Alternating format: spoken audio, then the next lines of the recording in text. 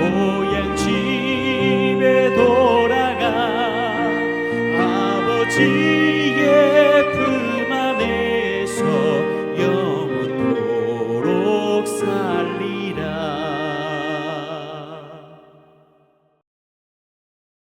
할렐루야. 오늘 함께 나눌 하나님의 말씀은 마가복음 1장 35절부터 39절까지의 말씀입니다. 함께 읽겠습니다.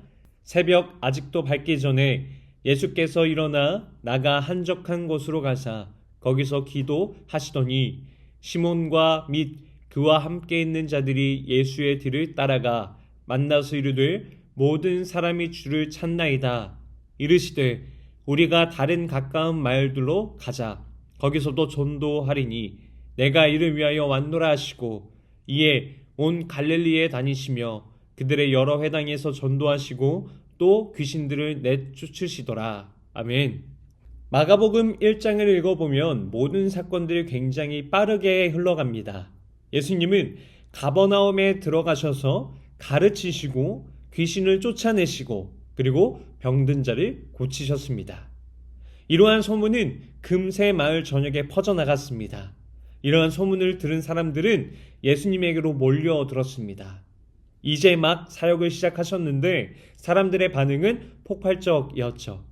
사람의 눈으로 보면 이것은 성공의 시작입니다.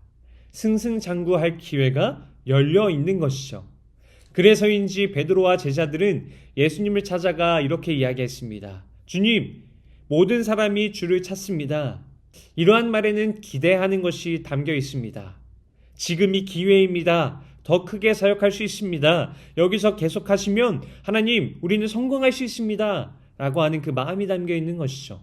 그런데 예수님은 그들의 기대와 예상과는 다르게 다른 마을로 가서 거기서도 전도하자 내가 이를 위하여 왔다라고 말씀하십니다. 예수님은 사람들의 기대에 끌려 움직이지 않으셨습니다. 왜 그럴 수 있었을까요? 예수님은 이미 새벽이 밝기도 전에 기도의 자리에 나아가 아버지의 뜻을 확인하셨기 때문입니다. 사람은 바쁘면 흔들리게 되어 있습니다. 사람들의 반응이 좋으면 그 자리에 머물고 싶어 하는 것이 사람의 마음입니다. 그런데 예수님은 그러한 자리에 묶이지 않으셨습니다. 왜냐하면 예수님의 삶의 방향성은 사람의 반응에 따라 결정되지 아니하였고 오직 아버지의 뜻에 따라 결정하셨기 때문입니다. 기도는 예수님께 의무가 아니었습니다. 방향을 확인하는 자리였습니다. 예수님은 하루를 시작하시기 전에 아버지와 연결되셨습니다.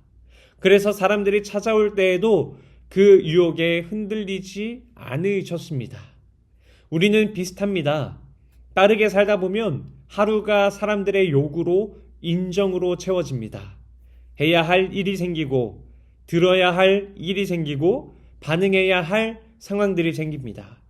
그러다 보면 내가 어디로 가고 있는 것인지 생각할 틈이 사라지게 됩니다. 그런데 예수님은 그 바쁘고 분주한 상황 속에서도 사역보다 그리고 기적보다 사람보다 하나님 아버지와의 시간이 필요하다라는 것을 몸소 보여주셨습니다. 예수님은 하나님의 아들이셨습니다. 그런데도 기도하셨습니다. 기도는 하나님께 무엇을 설득하는 시간이 아니라 내 마음의 방향을 하나님께로 정렬하는 시간입니다. 예수님은 자신이 이 땅에 왜 오셨는지를 알고 계셨습니다.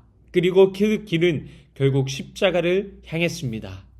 사람들이 환호하던 그 자리보다 아무도 환영하지 않는 그 자리로 걸어가셨습니다.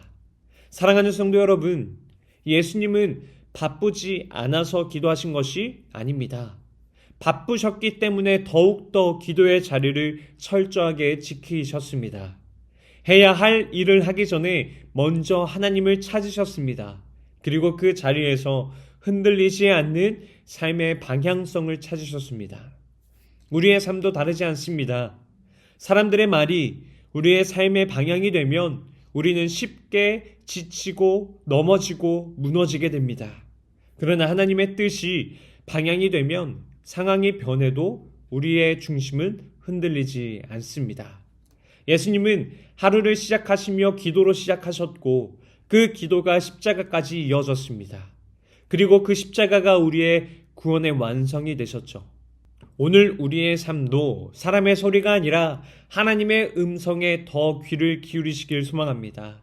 예수님이 보여주신 그 길이 우리의 삶의 길이 되기를 간절히 소망합니다. 무엇을 할 것인가 보다 앞서서는 누구와 함께 하루를 시작하는가가 더 중요합니다. 예수님이 가장 먼저 하신 그 일, 그 자리가 우리의 삶의 중심이 되시기를 간절히 소망합니다. 바쁜 시간 속에서도 기도하는 시간을 통해서 우리의 삶이 하나님 앞에 다시 정렬되어 하나님이 기뻐하시고 하나님께 영광 올려드리는 복된 삶을 살아가시는 귀한 성도님들이 되시기를 주님의 이름으로 간절히 축원드립니다. 기도하겠습니다.